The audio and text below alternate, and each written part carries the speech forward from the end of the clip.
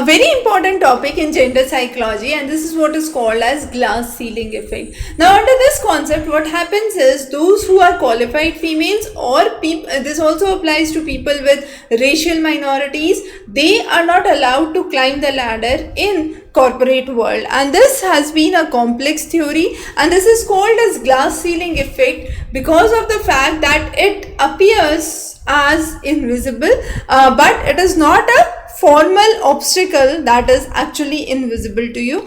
Now if we focus on to the proportion of entry level to the higher levels, we could see that from the entry level the distribution for the male and the female is moreover the same, but as we proceed towards higher level, we see the proportion of women significantly decline in the leadership statistics, and this is a data which is based on the global corporate studies, helping us to understand that here is where the glass ceiling actually lies. So this could be because of numerous facts. It could be an unconscious biasness that is created in the mind, improper work-life balance. There could be a mix of stereotypes or norms with preconceived notions about someone and their capabilities, or a lack of sponsorship where minorities or women do not have adequate sponsors to help them lead to a given position. So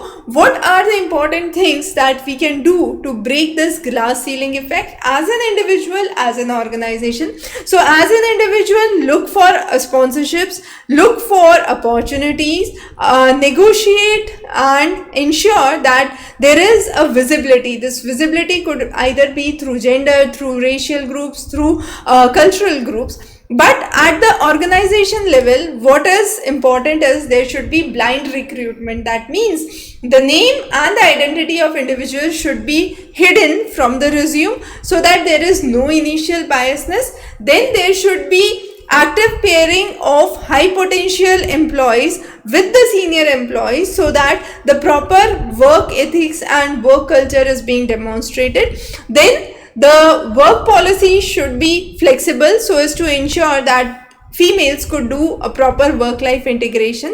And finally, any biasness in the trainings should be removed so that everyone gets the way towards the higher positions. And this was one of the very important aspects under gender psychology. Glass ceiling effect will be covering many important topics under psychology and highly important for your upcoming UPSC and UGC NET examinations. So stay tuned. Thanks for joining in.